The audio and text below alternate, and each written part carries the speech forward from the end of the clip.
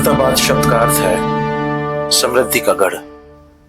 अपने नाम के अनुरूप दौलताबाद का किला अपनी समृद्ध विरासत और परंपरा के लिए प्रसिद्ध है। महाराष्ट्र राज्य में स्थित इस दुर्जय पहाड़ी किले का निर्माण औरंगाबाद की प्रसिद्ध एलोरा की गुफाओं के पास हुआ था। इस किले का निर्माण यादव राजा भिल्लम पंचम ने 11वीं शताब्दी में करवाया था। इनमें से कुछ तोपें औरंगजेब की हैं और कुछ हैदराबाद के आखिरी निजाम की। ये तोप कोपर की बनी हुई है और औरंगजेब के जमाने की है, जिस पर पर्शियन में औरंगजेब का नाम लिखा है। वर्तमान में यह किला जहाँ स्थित है वह स्थान पहले देवगिरी के नाम से जाना जाता था, जिसका अर्थ है देवताओं की पहाड़ी। देवगिरी इस जगह का सटीक नाम है क्योंकि इस पहाड़ी के चारों ओर जैन, बुद्ध और हिंदू देवी देवताओं के मंदिर थे। इस जगह को महाकोट नाम दिया गया है। महाराष्ट्र में 12वीं-13वीं शताब्दी में जो किले बनवाए गए उनमें सभी रास्ते लेफ्ट हैंड साइड में होते थे, लेकिन इस किले में दुश्मन को भ्रमित करने के लिए और इम्बैलेंस करने के लिए, क्योंकि दुश्मन के लेफ्ट हैंड में शील्ड होती थी, इसलिए सभी सही रास्ते राइट साइड में बनवाए गए।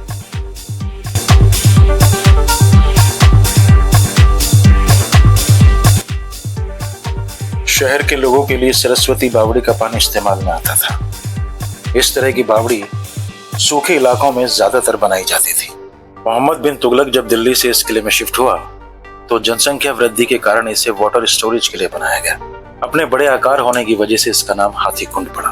पहाड़ों की तलहटी में बनी झीलों से मिट्टी की पाइपलाइनों के द्वारा इसमें पानी लाया गया, जिसके लिए ग्रेविटेशनल फोर्स का इस्तेमाल किया गया और जगह जगह पानी के टावर्स बनाए गए।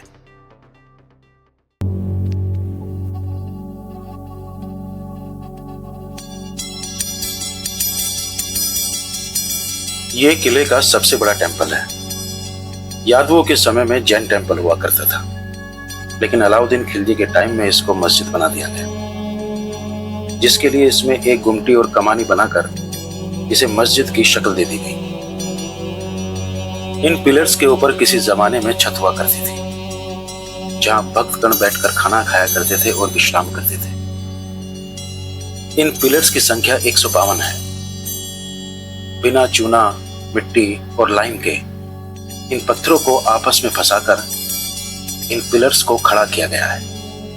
ये तकनीक इतनी शानदार है कि ये पिलर्स बड़े से बड़े भूकंप का झटका बिना गिरे हुए झेल सकते। जिस इंजीनियर ने इनको बनाया उसका नाम था हिमाद्री पंत। आधा मंदिर और आधा मस्जिद होने की वजह से ही सीरिया में कंट्रोवर्सी शुरू हुई। इससे सबक लेकर यहाँ की सरकार ने कंट्रोवर्सी से बचने के लिए और सौहार्दपूर्ण माहौल बनाए रखने के लिए इसमें भारत माता की मूर्ति स्थापित की, क्योंकि भारत माता सबके लिए एक है, और नाम दिया भारत माता मंदिर,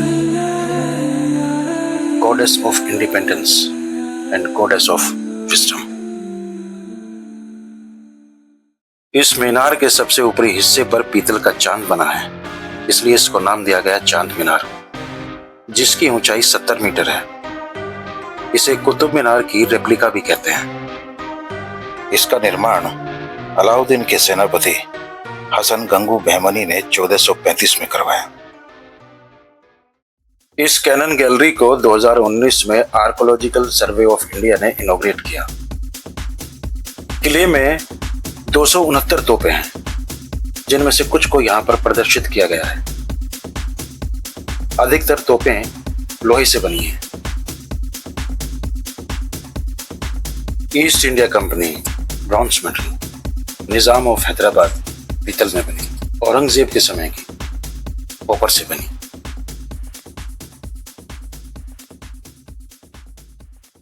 ये किले का एक भीतरी हिस्सा है जिसके साथ ही एक मंदिर मिला हुआ है, लेकिन इस मंदिर में अब कोई मूर्ति नहीं है।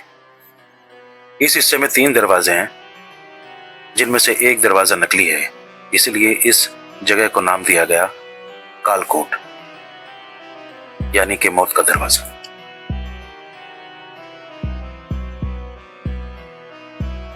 यह किला सुल्तानों के आक्रमण और लूटमार का शिकार हुआ।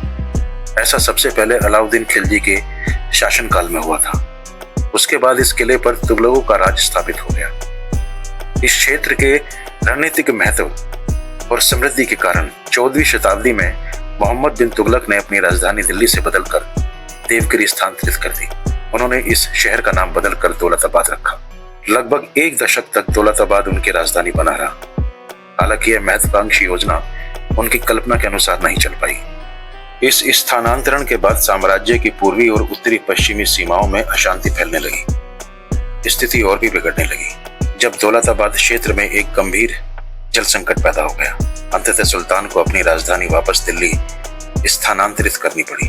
इस स्थानांतरण की विफलता और उनकी प्रजा की कष्टदायी अनुभव के कारण सुल्तान को पागल राजा की उपाधि मिल गई। चीनी महल का नाम चीनी मिट्टी की सजावटी नीली मीनाकारी वाली टाइलों के नाम पर रखा गया है। मुगल काल में चीनी महल एक बंदी गृह था जहां औरंगजेब ने गोलकुंडा के अंतिम राजा अबुल हसन कुतुब शाह को उनकी मृत्यु तक कैद में रखा था। मेढ़ा तोप ये किले की सबसे बड़ी तोप है। मेढ़ा नाम इसलिए क्योंकि मेढ़े जब आपस में लड़ते हैं तो वो हारने तक रुकते नहीं है। ये औरंगजेब के समय की बनी है और इसका असली नाम है तोफे शिकन यानी किले को तोड़ने वाली तोप। ये तोप पंच धातु से बनी है जो जल्दी गर्म नहीं होती। ये तोप 180 डिग्री तक घुमाई जा सकती है और इस तोप का वजन है 14 टन और रेंज है 9 किलोमीटर।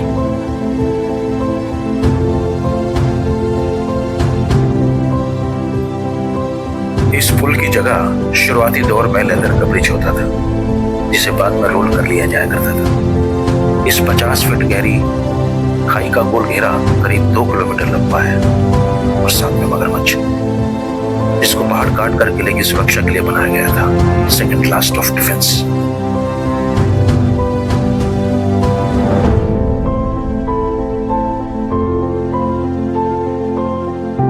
ये किले का टॉप मोस्ट पार्ट है जिसे नाम दिया गया भूल भुलैया।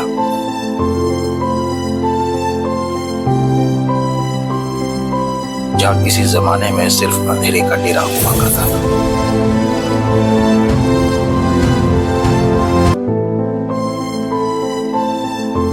यहां पहले लकड़ी का दरवाजा हुआ करता था। आर्कियोलॉजी डिपार्टमेंट ने लोगों की सहूलियत के लिए इन सीढ़ियों का निर्माण किया। इस जगह पहले छत हुआ करती थी जो 1952 में बारिश की वजह से गिर गई। यहां अंधेरे में दुश्मन को चारों तरफ से घेर कर मार दिया जाता था और जो दुश्मन बचकर अंदर की तरफ भागते थे उन्हें मिलता था सिर्फ काला अंधेरा।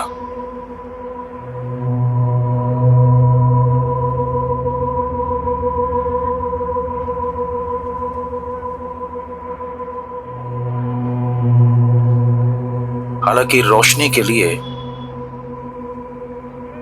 अंदर एक रोशनदान भी बनाया गया था।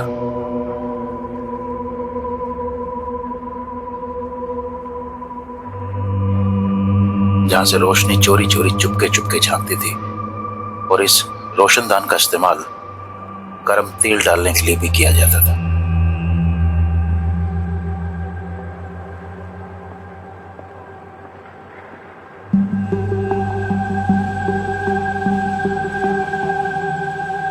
इस गलियारे में बनी इन सीढ़ियों का पता सिर्फ इस किले के सैनिकों को हुआ करता था। दुश्मन इन सबसे अनजान था। इस गलियारे में अगर कुछ था तो वो सिर्फ अंधेरा।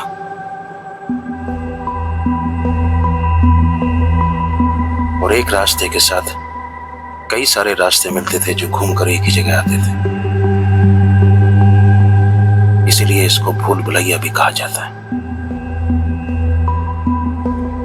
इस किले में जगह जगह आले बने हुए हैं जिनमें दिए रखे जाते थे।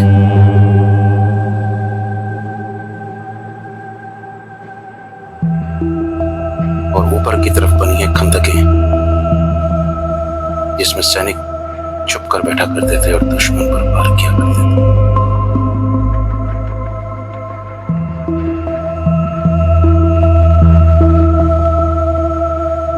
दुश्मन सैनिक अक्सर आपस में टकराए जाया करते थे और एक दूसरे को मार दिया करते थे। सैनिक दुश्मनों के लिए इसमें कीले बिछा दिया करते थे जिनके 4 मुंह होते थे और ऊपर वाले मुंह की तरफ कील में लगा होता था जहर।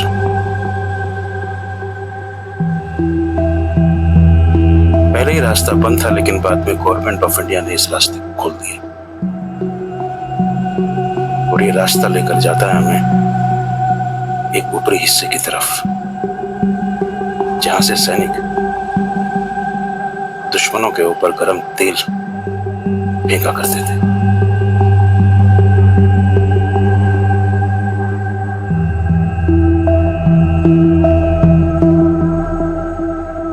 और साथ में हमें नजर आती है पानी से भरी हुई एक खाई जिसमें मगरमच्छ रहा करते थे।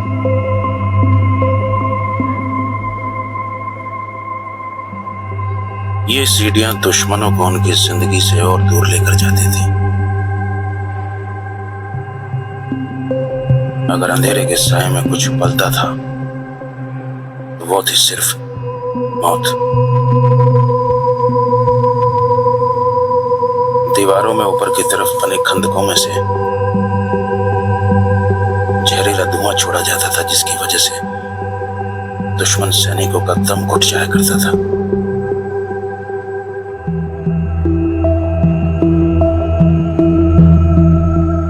एक खौफनाक अंधेरा गलियारा।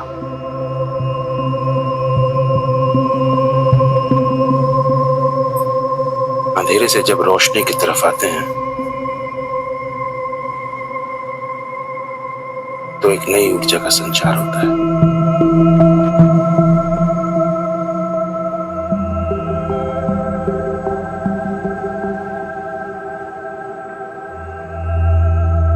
भूल भुलैया।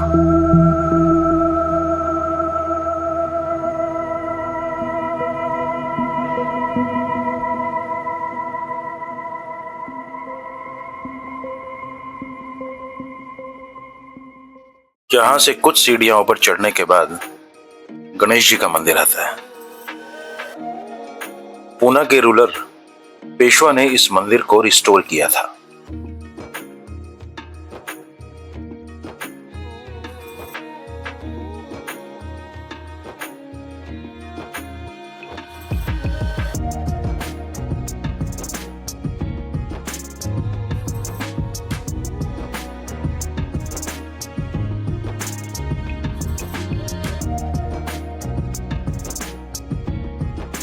पेशवा के कुल देवता गणेश जी थे,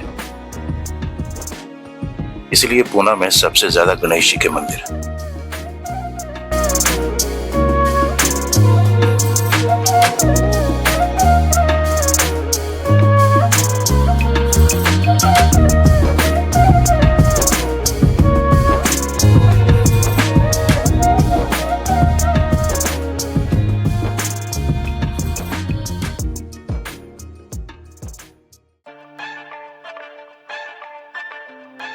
किले के ऊपरी हिस्से में बना हुआ एक महल।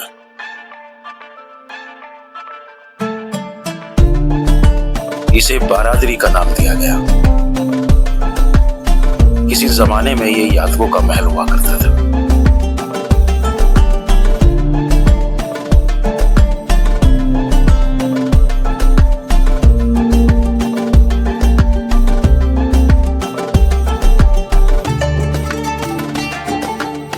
इस महल के अंदर घुसते ही आपको ठंडक का एहसास होता है। सुरक्षा की दृष्टि से इसकी सीढ़ियां और इसके रास्ते बहुत ही संकरे हैं।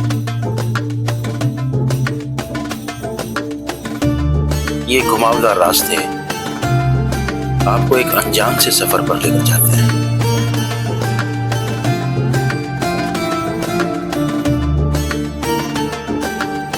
इन रास्तों पर चलते हुए आपको एक अनूठे एहसास का अनुभव होता है।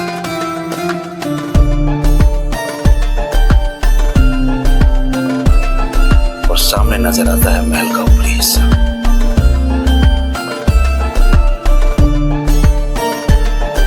इस महल में 12 खिड़की या 12 दरवाजे हैं, इसलिए इसका नाम बारादरी पड़ा। यादवों के बाद यहाँ शाहजहां रहने के लिए आए।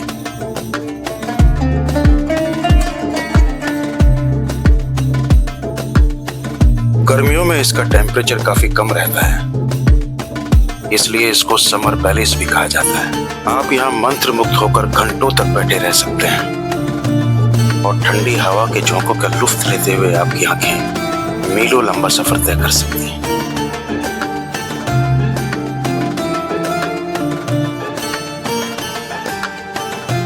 हवाओं की तासीर इतनी ठंडी होती है कि आपके बदन में सिरन तक पैदा कर सकती है।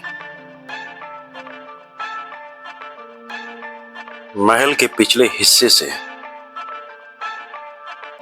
आप बाहर निकलते हैं और विहंगम दृश्य देखते हैं और साथ में देखते हैं वक्त के थपेड़ों में झुलसी हुई जर्जर सीढ़ियां।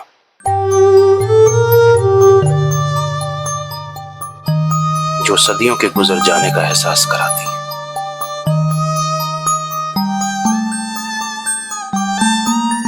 जैसे जैसे आप सीढ़ियां चढ़ते जाते हैं, वैसे वैसे आपको एक ऊंचाई पर पहुंचने का एहसास होता है।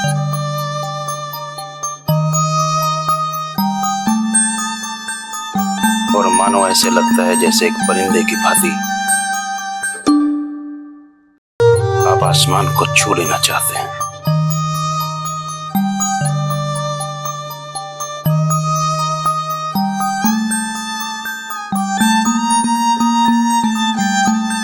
ये रास्ता आपको आपके अंतिम पड़ाव की तरफ लेकर जाता है।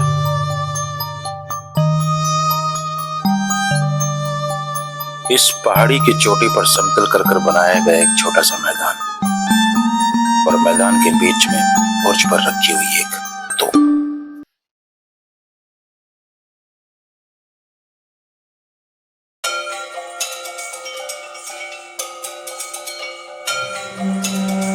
किले के पिछले हिस्से की सुरक्षा के लिए रखी गई एक और तोप काला पहाड़ तोप मैदान के बीच में बना हुआ एक बुर्ज और जिस पे रखी हुई है दुर्गा तोप।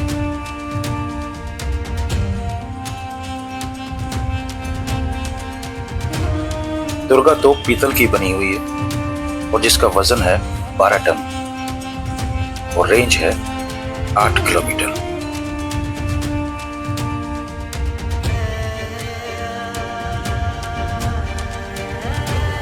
ज्यादा वजन हो जाने की वजह से इस तोप को यहीं पर बनाया गया था। यहां से दूर दूर तक का मंजर बिल्कुल साफ दिखाई देता है, मानो जमीन और आसमान एक हो जाना चाहते हैं। और आखिर में इस जगह राज करने वाले हर राजा का झंडा यहीं लहराया करता था। इस वीडियो के आखिर में मैं आप सबसे एक बात जरूर कहना चाहूंगा, हमारी इस डॉक्यूमेंट्री को लाइक करें और इस पर कमेंट भी करें। और अगर आपको हमारा ये वीडियो अच्छा लगा तो अपने दोस्तों को शेयर करना ना भूलें। और अगर आप इस चैनल पर नए हैं तो प्लीज चैनल सब्सक्राइब करें।